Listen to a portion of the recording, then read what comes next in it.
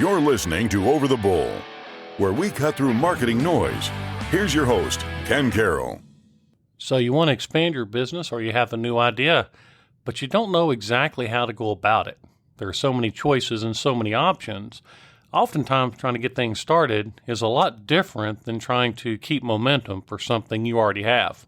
If you're starting a new business or you're trying to grow in other areas, this episode of Over the Bull is for you. So a client of ours came into the office and he works in cabinets. And he does a really good job of cabinets, and he's been doing it, for a long time. And he's been a client of ours probably for a little less than 10 years probably. And he wanted to expand his business into doing things like closets and storage spaces. Now, this particular client, he has a large building outside of an interstate. And on that building, he has the big words, custom cabinets. And from that traffic, he gets a lot of business. And he also gains business from our Google business optimization, our website optimization, and not as much on paid ads. And so he wanted to expand into being able to offer custom storage spaces for homes, like pantries and bathrooms and closets and garages and mudrooms and things like that. And so his whole objective with meeting me this week was to kind of talk about, what do I do and how do I expand into it? So he came with some ideas. And so essentially, even though he's well established, he's trying to crack a new market within the business that he's already working in. So his questions: 1, how do I expand into this other division digitally? He's also bought another, but at least another area of the building beside where he's at. He wondered what kind of signage to put out that would capture people's attention. And then he wondered exactly what he should do. So he came with ideas of do I have a separate website or the same website, because the price points were different for the two products. Now, before we go deeper into this, I want to kind of break down a little bit about his current status prior to coming into the office. Number 1, he has a website that does custom cabinets, and that custom cabinets website is performing well for him. He's got a Google business profile that's also working well for him as well. He wanted to have a separate website built for these storage components or the storage features, because he didn't want to muddy the water, because the price points for his cabinets are a lot different than the price points for storage. And what he felt was that it would be diluted if he were to put something on his website that has that lower price point. Then he has the words custom cabinets huge on his warehouse, and it catches a lot of people's attention, and he likes the way that worked too. So we had to come up with some ideas about what to put on this building years ago when he had the space. And the idea was to put some messages up there that were very obvious as to what he did. And so custom cabinets was a logical way to do that. We also had just finished rebranding everything when he first came on with us. And so he had the challenges of a new domain name, new branding, getting his Google business profile updated with the right information, a lot of things like that, a lot of logistical challenges. And those can be challenges, especially when you're trying to gain momentum for essentially a new website address. So once we crossed all those hurdles, this is where we're kind of at as of today. He's happy with the amount of traffic that he's getting, and he wants to kind of get the same momentum for this new division. Now, as I mentioned, the new division, it's a good market, but the price point is not quite the same as cabinets. And the reason being is it doesn't require the same amount of energy, effort, resources, all those other things in order to produce it. So it's a lucrative market if he can get into it, and he would do a much better job than most other people in his market. So here we are. how do we eat this elephant? He's sitting down in my office with me and wanting to know, what do we do to grow this new storage end of the business? Now, when he came down, as I mentioned, he had these ideas. Should we do social? Should we do paid ads? Should we do organic search engine optimization? Should we continue to have a separate website? Should we combine those two websites? Would that create confusion? Just lots of questions. So the first thing is, if we stand back and analyze exactly what he's trying to do, the cabinets and the storage spaces have a logical continuity between the two. So the challenge is not whether or not they would fit together on one website. The question is more about price point. Would that possibly dilute one product? Or if they saw the prices of the cabinets and everything with that, would they think that his storage spaces were also going to be too pricey compared to his competitors? Then, of course, he's also got the logistics of the canned solutions of different kind of kits that you can buy for those kind of spaces versus what he offers. And then he's got an idea of the competitors that he's looking at and what they offer. And so breaking all this down isn't as simple as just dropping a couple of pages on his website for storage spaces. There is actually a lot that goes into it, and a lot of his comments have a lot of credibility. Now, the first thing is to think about, well, this guy's in tune. He's not just saying add a couple pages to my website. He's thinking about his demographic. He's thinking about how they would shop for these two different products in two different ways. And it's very reasonable to think like that. And so breaking it down into two websites historically made sense.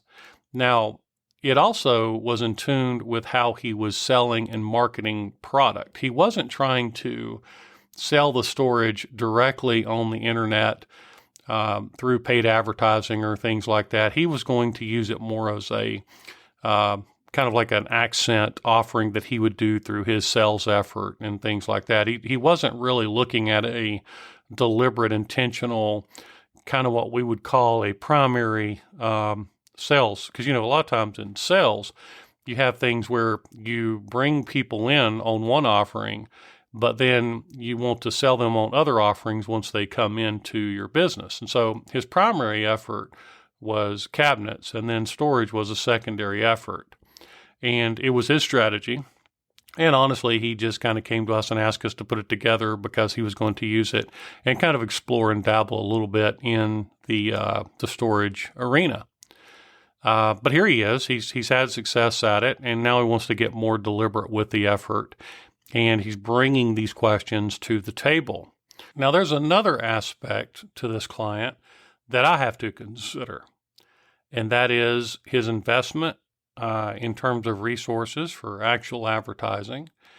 It's how much business does he need in all actuality.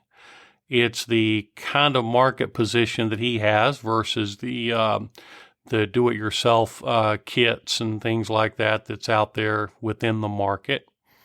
And it's also looking at where his level of comfort is going to be in all of this, because I've worked with him for some time. I know that he doesn't want to put a lot of money in advertising dollars, but he's open to the concept of it. And he's done some minor work years and years ago, but it wasn't enough of a budget to really make a dent in what he's trying to accomplish. So let's talk about that for a second. When you're looking at selling things on the internet, there is a concept of, well, how long does it take someone to be ready to make a decision, from the first time they engage with your company? Now, this is usually called something like the buyer's journey or the customer journey. And there's a lot of factors that go into it, such as, is it an impulse purchase?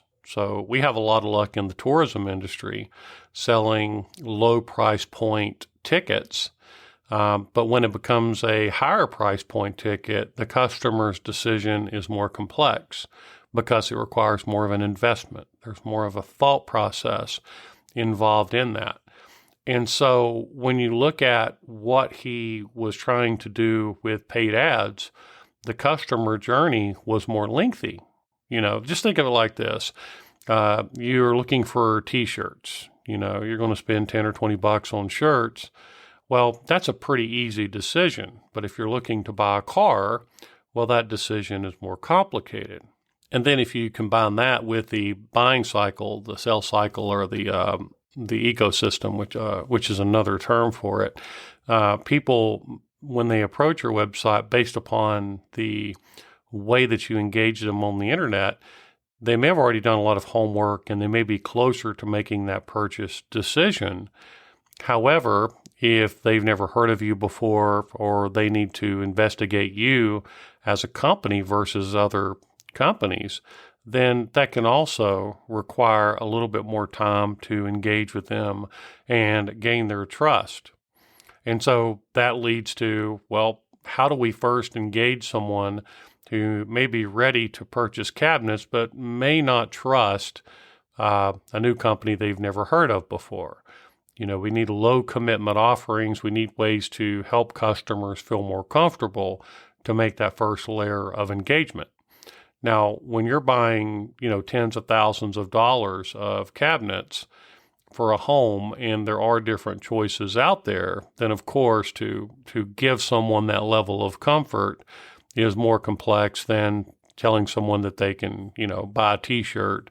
And the worst thing that happens is it doesn't fit and you send it back, or, lose 20 bucks or something. Just not that big of a deal.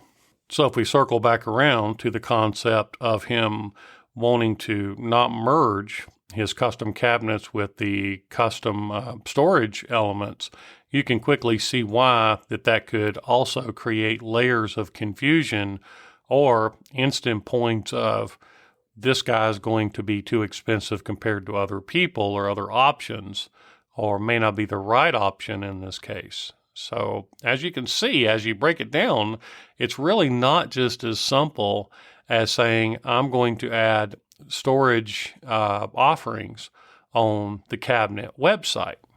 And essentially, this is a new business. Even though he's got a website, and he's got all the pieces in place. He's got a ton of experience. He sells cabinets. It's a natural extension, but the market is completely different. So in essence, this division is like spinning up a new business, even though it's already an established company. So what do we do? How do we help this customer out, and how do we help them turn the corner? Was a big question. And as you can see, there's a lot of inroads and outroads when it comes to this stuff. And there isn't necessarily a bad decision. The question is where do we start? How do we test it? And what makes the most sense for the budget and what he's trying to accomplish that meets everything from his marketing budget to his production capacity to the competitors that are out there, giving him a strategic advantage based upon what he offers, and kind of culminating all this into something that's tenable, something that he's going to like, and something that does give him the maximum opportunity to succeed. Because from a marketing standpoint, here's the challenge. You want customers to start to see the benefit of what's going on, because you want to make them have confidence in what you're offering. And so there is this kind of like ramp up time. No matter what you do, there's a ramp up time. So one of the common things in marketing is people will tell you, that they can do certain things in certain timelines or things like that. And it's just simply not true. It's just simply not true that you could spin up his campaign and then just automatically start bringing in new business for him. Simply because he's already established and has credibility. Now, we may be able to add the offering and trickle in some business from that. And again, sometimes we do hit the home run. But in this case, I'm not feeling that home run's going to happen right out of the gate. So question number one is, well, what should he do as far as marketing? Here we are. We're at the crossroads. Now, the one thing that I also need to consider is his understanding of the market. So my inclination is to combine both products on one website and kind of deal with the hurdle of the price structure. Because his cabinets, they go into nice homes.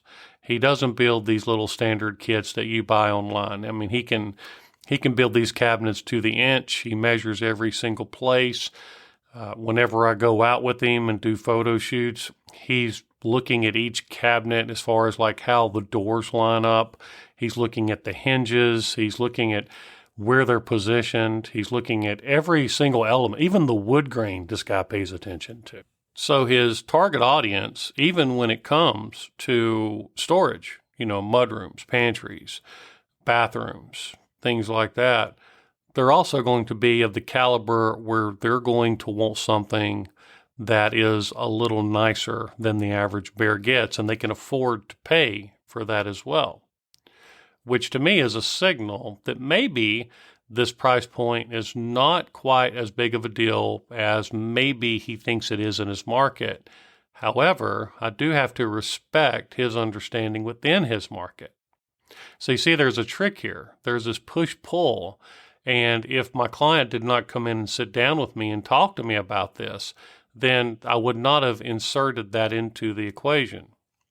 Now, after carefully weighing it and looking at his competition that does offer the cheaper solutions, I'm going to give him the option of 2 paths. So for me, I don't think that the price point is that big of a deal, especially given that he needs to carve out a niche within his market, which means that he needs to be probably the more accurate guy. Everything that he's done is based on accuracy, high quality, great workmanship, things like that. And so my recommendation is let's go ahead and combine the two and let's carve out that niche, which will give us a few benefits. Benefit number one is we have only one website to manage, which also means we only have one website to worry about its reputation and its credibility, and we can piggyback off the credibility of what else he does. And so by doing that, we're kind of gaining momentum right out of the gate. Now, again, I'm not that worried about the price point based upon what I've seen within the market and where he's at. Now, once we do that and we build that out, then what we'll do is probably take the website that we have built that he was using as just like a secondary revenue stream for his business, and we will likely take that and do a 301 redirect back to that main page of storage on his current website. So what that means is a 301 is a fancy way to say you take, like say, for example, mydomain.com, and then you've got mydomain2.com. What you would do is you'd point mydomain2.com to mydomain.com/storage. And that way that domain will take people right into that one section. And that's just to kind of capture any momentum, any kind of cards or anything that he's handed out using that website address, so he doesn't lose that in the process. And a domain, it's only going to cost about $20 a year. And so it's not really a big investment to go ahead and do it, even if it gains minimal traction from what we're trying to do. Now, I'm also going to give him option number 2. Because you got to think about, I got to respect him and where he's at because he knows his market more than me. Yeah, I've been around, since, the early 90s doing marketing and different things within the spectrum, but I'm not living day in and day out in his business. And so the other option is we break out to site number 2. Now, the downside is, do we piggyback back into the cabinet business? Does that look kind of squirrely to do that as a separate website? Does it make sense to do that? The downside is it's going to take more effort to manage 2 websites. It's going to take more effort to build credibility for 2 websites, also manage all the other nuances as well. What do you do when it comes to Google Business? Do you build another profile? Do you not build another profile? Would it be considered a separate entity as far as how he structures it? Is he going to start a new DBA that he would put this under, or would it be his other? Because there are certain regulations with Google Business when you go in and you start building all this stuff out. It's not just simply going into Google Business and just spinning up another free profile page. There's a lot more that goes into the logistics of it. And if you don't do it correctly, those listings can get suspended because Google does have certain rules. Like, for example, one of the classic ones are people who try to put keyword phrases that relate to their business in the name of their business in their Google profile. For example, if I put Integris Design, Web Design, I'm putting a keyword that's not the name of my company as the title of my company. And I have actually seen marketing people go in and make this recommendation because they say that it gains momentum. Some will even go as far as to say, spin up a DBA and make sure you put your keyword actually in it so that you can legally get away with it. But here's the deal. If Google doesn't like it and they suspend it, they're going to suspend it. And I've seen those things happen a lot with one particular company we work with that a third party, basically it's a franchise, and the franchisees were following some bad advice. And so we've had to kind of go back in and bring that back in. So as you can see, it gets a little complicated. But if we do that, then what we would do is spin up a separate website, market to that second website. Now, the pro, if we're going to pull out the pros, is that people who are looking probably for storage units, like for mudrooms and all that, they probably don't want to go through the whole cabinet section. So the cabinet section could be a distraction rather than something that would help them make a decision on whether or not to use him or consider him. Meaning that if his primary efforts are cabinets, and then they see this little thing on the side, then they kind of have to weed through the cabinet section to find the other section. Now, at first blush, you would think, well, that's really not that big of a deal. Well, it could be a big deal. And the reason being is when someone comes to your website, you literally have 7 to 10 seconds to catch their attention. So the question is how in the first 7 to 10 seconds do we get someone's attention if we're showing a bunch of like really high-end cabinets and we're trying to convey the idea that we do storage for closets, which are kind of different. And so by having a separate website, it can be nothing but the storage. We can go straight into pantries and bathrooms and things like that.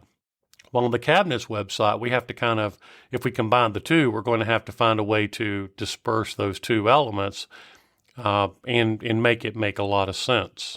So from a marketing perspective, both could work. Different amounts of work would go into each one of them. And being able to give both options to the client and let them choose, and then being able to see the logistical challenges of one of the options versus the other options will be one of the things in which he will get to make that decision.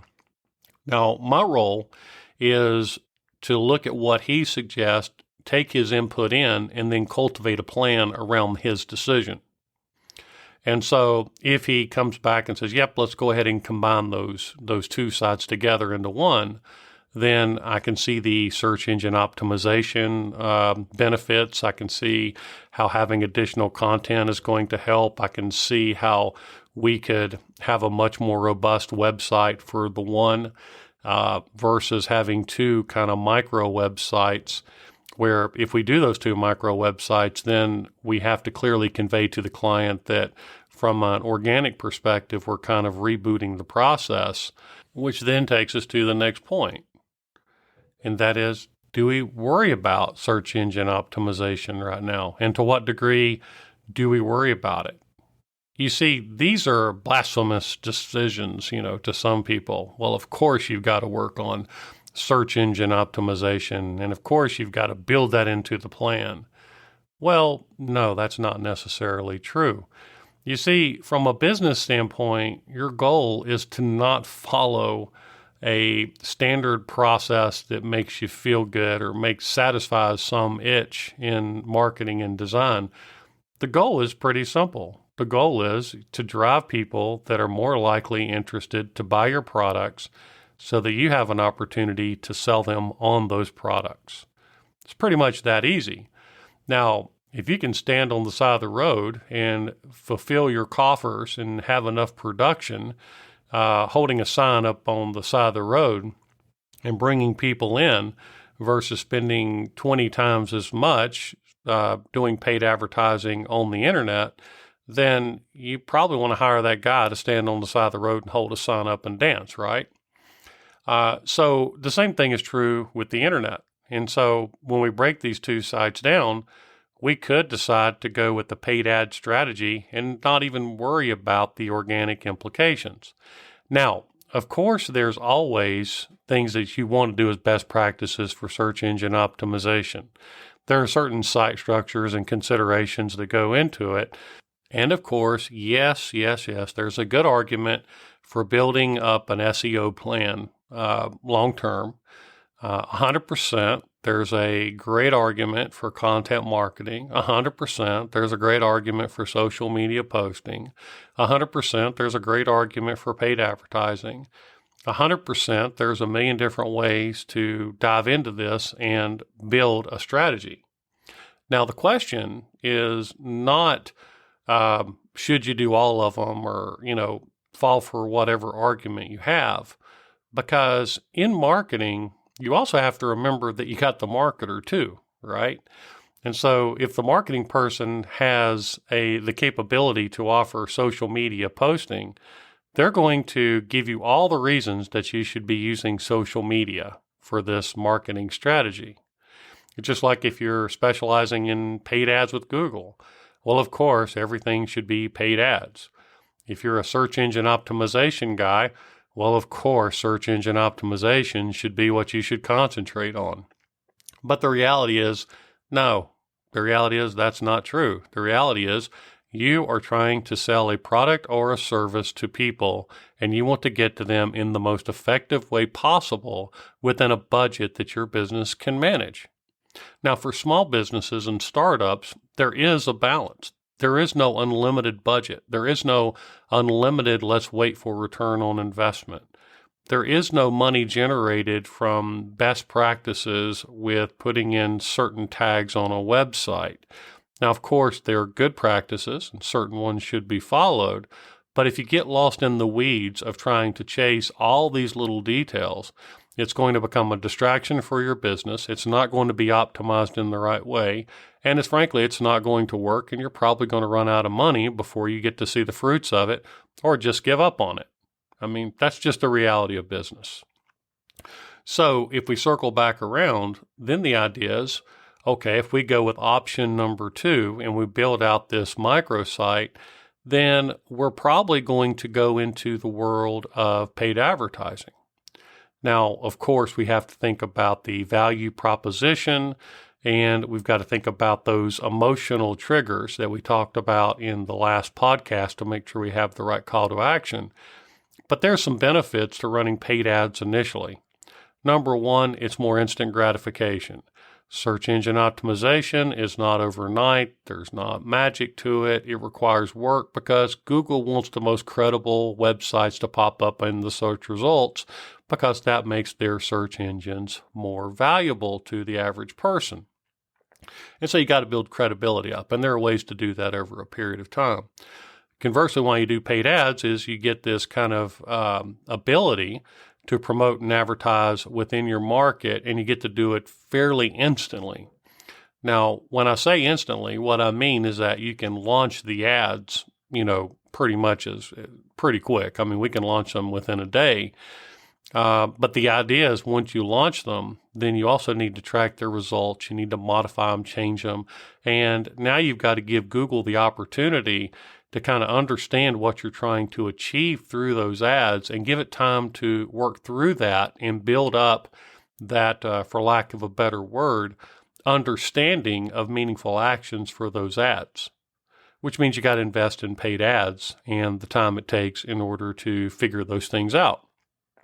Because even within Google, you've got, I don't know how many ways, probably 8 different ways that you can initially set up ads. And then there's subsets within each one of those that can impact what you're doing. But if we have the separate website concept, then we're probably going to lean more heavily on paid advertising. So then we have the next question, the sales funnel. Because you can do paid advertising in Meta, you can do paid advertising on Google, you can do paid advertising on Meta and Google, you could do paid advertising on LinkedIn. There's lots of different places that you can do paid advertising, even on, publications that are real popular in storage or whatever. You could even do advertising within that spectrum as well. So you see it gets more and more complicated as you go. But we need to simplify it because we're going to have a very simple budget to work with and a very simple premise, and we're trying to do what we would call a proof of concept. So to come back around on it, regardless of which way that he takes, we're probably going to lean heavily on paid advertising initially. And then what we're going to do, if he does option number 1, is we're going to put in a lot more optimization factors into that product. We're going to recommend that he also does a lot more when it comes to content marketing. We're going to piggyback off of the effort that he's already got in cabinets, and we're going to go after a more exclusive market when it comes to people who are looking for storage solutions. People who care about things that fit in nice, tight spaces versus someone who is going to use, back in drafting in high school, we would call it the make it fit method.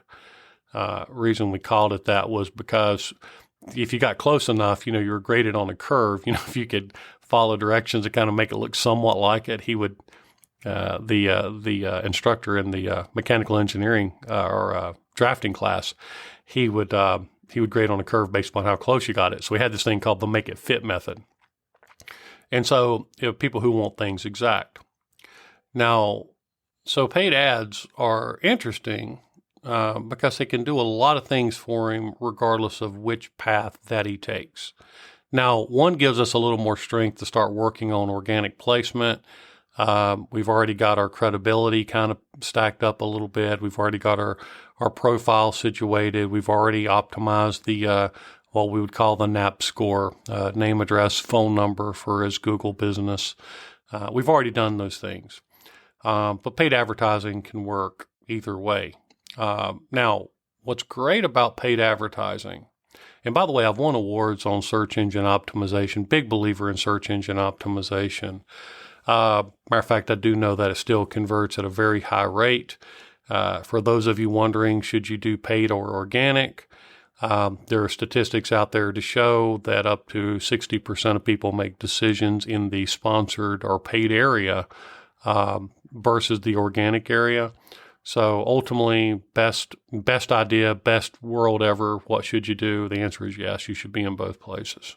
But if you have to choose based upon logistical factors, like in this one, paid ads make a lot of sense. Now, the reason they also make sense is we can perform things like keyword research to find the best keywords, which, by the way, if you ever do a search engine optimization campaign, you should have a set of research performed in your specific area about keyword volumes before the first optimization is done and understand exactly what's going on. And you should also have a competitive research performed too to see what your competitors are targeting and what's most successful for them. All that can be found before you do the first search engine optimization. If someone's jumping into it and saying they're optimizing your website and they didn't give you the data, it's kind of like you preparing to go on vacation and not knowing if you're going to go skiing or go to the beach. It makes absolutely no sense not to have a bearing on what you're trying to get your website ranked for on the top of Google. And so, quick tip, if someone's selling you a search engine optimization campaign And at the very least, they did not give you a keyword analysis based upon your service area, not based in the United States, based in your service area, then it's going to have minimal results because you don't know what you're trying to hit anyway.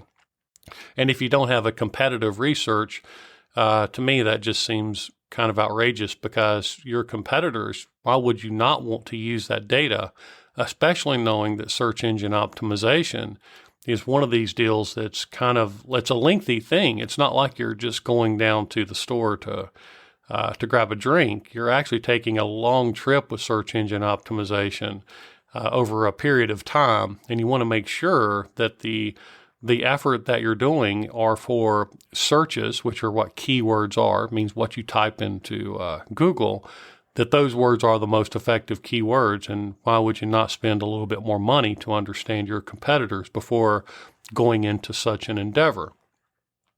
But if we jump back to the paid advertising portion of this, then we can look at a couple of other things that are really interesting too. We can actually quantify those keywords in a very unique way before we do the first bit of SEO. What I mean by that is if we take, say, for example, we target mudrooms, pantries, garages, closets, laundry rooms, whatever may have you. And then we go back and we put those things into a paid ad campaign, even with data that we get directly from Google based on the geo and everything like that. Then we can actually run those keywords and we can find which ones are the most effective for his business and positioning. Then we can evaluate it and say, okay, is it something we're doing wrong on why we're not converting better in other arenas, or is that naturally stronger in his target geographic areas?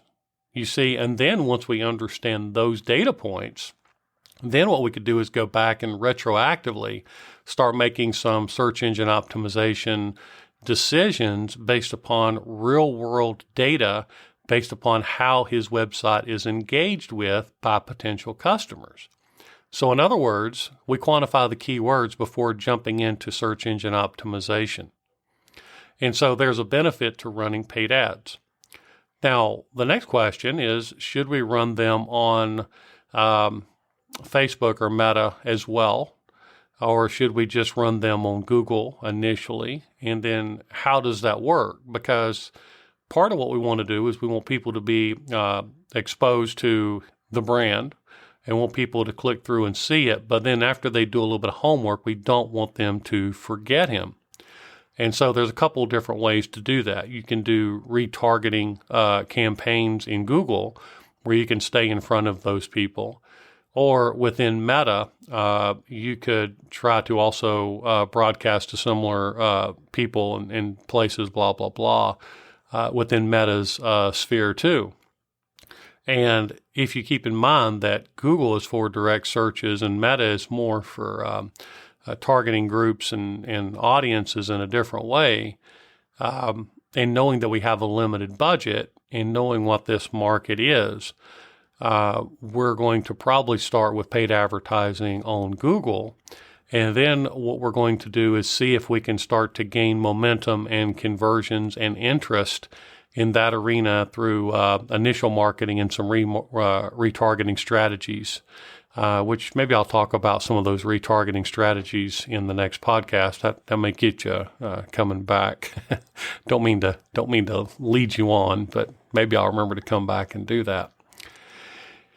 And so once we come to that, then we go, okay, do we worry about Facebook pages initially? Do we worry about these other things? Or are we just trying to gain momentum? Right now, it's proof of concept time. And we don't have to have the whole thing figured out today in order to run the campaign to get it. Now, of course, you want a serious effort. It doesn't mean that, if we go down this road, that we're just simply going to spin up some ads haphazardly, throw it on a landing page. It's not well thought out, not think through the emotional triggers, the value proposition, his SWOT profile, his strengths, his weaknesses, things like that. we're going to consider all those things, but we're going to do it very deliberately and more from a sniper rifle with a limited number of bullets, rather than just kind of throw it against the wall and pray that something works, because God's given us a mind for a reason. It's not just haphazard, does not work in today's world. All right, so let's kind of recap what we're going to be doing for this particular client. And I think that's going to possibly help some of you out there who are trying to expand your division. So number one, he gets to make the choice. We can work with either one. We can either have a microsite or combine it into two. I think there's more strength in combining everything into one website. I do think there are challenges with getting people to the section of the website they need to go to, but not in paid advertising, because we can direct them straight to the landing page for storage. So we can overcome that obstacle in the proof of concept phase of the game, meaning that we're going to point them straight to the storage pages when they go to the website anyway. Then what we're going to do is piggyback on the credibility.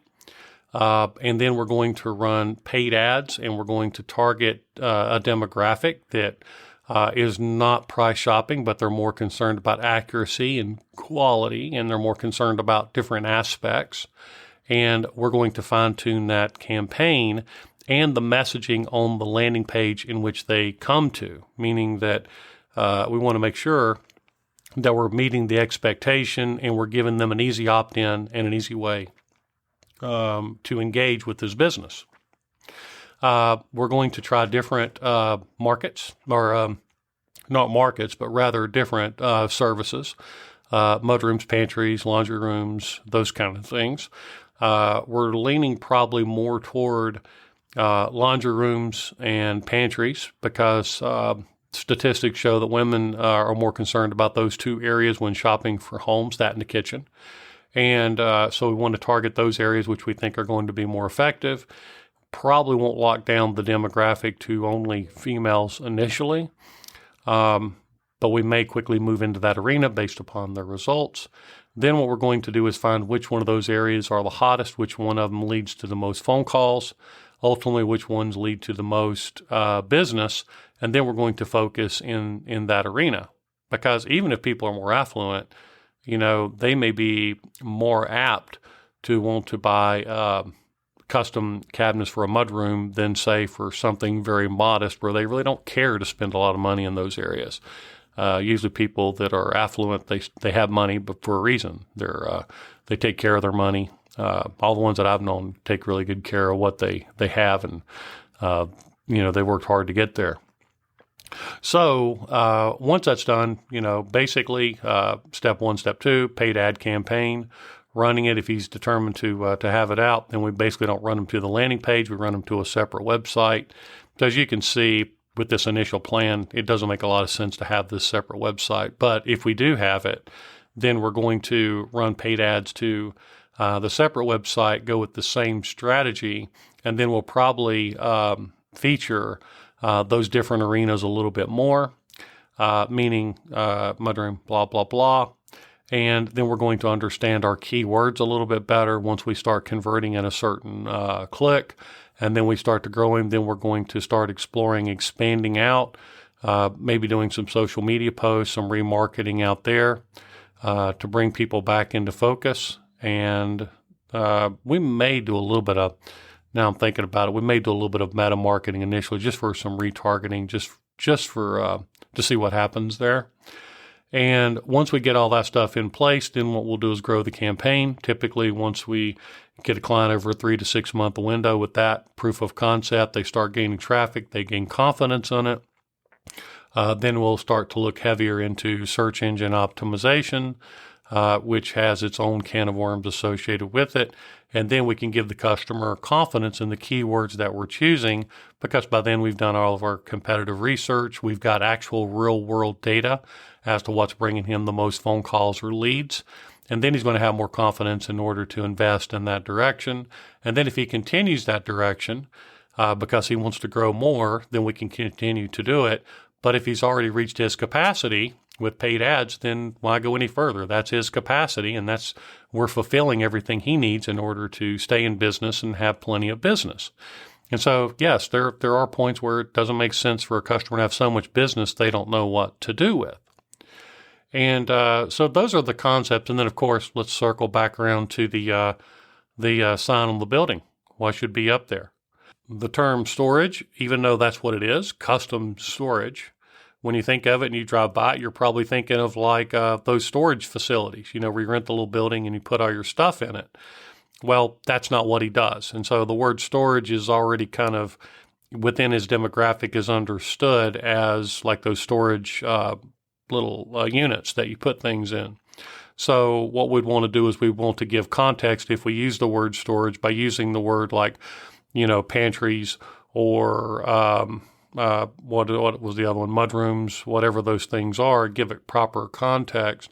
And so maybe initially the first thing to do is to take it, not worry about it if we don't have to invest in it initially, or we could take a stab at it and then try to give it context and then choose what we feel is the most popular keywords based upon the geo area, based upon the data that Google will show us, which you can tell that could be a little bit tricky. We may have to redo those signs depending upon where the data takes us in the long run. So this will be the conversation, and I'll let you know how it goes once we have our follow-up and kind of break all that stuff down in the mix. And my preparation is basically doing a bunch of keyword research, competitive research, giving him the pros and cons of each one of the directions, letting him make a decision, understanding his budget, and then pushing forward. So these are the kind of things that you should see when you're working with someone in marketing and advertising or web design. It should not be, let me pick you out a template, let me spin you up a website that's for storage, and let's put whatever you send me on that page, and let me go grab some stock photography. Let me go to Canva and build some images. That is a very infantile way to look at how marketing is today. Marketing is extremely complicated and requires precision, an understanding of what you're trying to achieve, and then putting all those tools to meet those objectives. So if you're working with someone and they're building you an SEO campaign, they didn't do all the upfront work, they're not worried about the emotional triggers, your market position, they're not properly looking at all these aspects, they're not thinking about everything that goes into it, then they're leveraging you in a way that's not the most beneficial to your business. And so you need to find someone who thinks through these things and can basically, for lack of a better word, be your sounding board, someone to debate the pros and cons and give you what you need in order to make a really good decision for your business so that you understand the pros and the cons of the decisions that you're making. And then also say, okay, when do we get onto the train? When do we try it? How long do we try it? And if not, then when do we switch directions? Because even understanding the proper timelines to properly fine-tune and optimize things are a whole other set of subsets that go into the decision-making process. So hopefully this helps you out. Hope this gives you a little idea into the insight of how we think in marketing and advertising at Integris. So I'm going to work up, in conclusion, hopefully that did help you out. I want to wrap up here. We're hitting about 48 minutes. I want to thank you so much for listening. There have been some pretty good podcasts early on, and I do recommend if you're picking up right here to go back and listen to some of the previous ones. I'm still trying to get my rhythm here, and I'm still trying to understand how I'm going to take the Over the Bull podcast. I'm trying to find my voice. So if you take, for example, Ray Charles, my understanding of Ray Charles was he had to find his own unique sound, and it took him a little while to do it. Well, I'm trying to find my unique sound, but the content in the previous podcast are good because they do give you insights and understanding in maybe ways you've not looked at marketing before. And so, as you're riding your lawnmower or doing other things or traveling from point A to point B, maybe a good idea to kind of tune in and just pick up a few tips. I know when I was taking Photoshop courses back in the 90s, we'd spend $500 or $600 to take one course for a day or two. And the instructor would say, well, if you learn one thing, then it's paid for itself. Well, you listen to one of our podcasts and you pick up one good thing, it can make a big difference in your business. And when you're talking about 4 to 6% conversions on things like paid ads, if you can increase your conversions by a percentage point, it can make a huge difference to your company. I'm also debating on bringing in philosophical concepts and also giving you a means where you can submit your ideas and questions directly to the podcast. So until we meet again, thank you for hanging in there. I really appreciate it. I look forward to the next podcast and to your success. Thanks again for listening to Over the Bull. I'm Ken Carroll, your host. Thanks for tuning in to Over the Bull, brought to you by Integris Design, a full-service design and marketing agency out of Asheville, North Carolina. Until next time.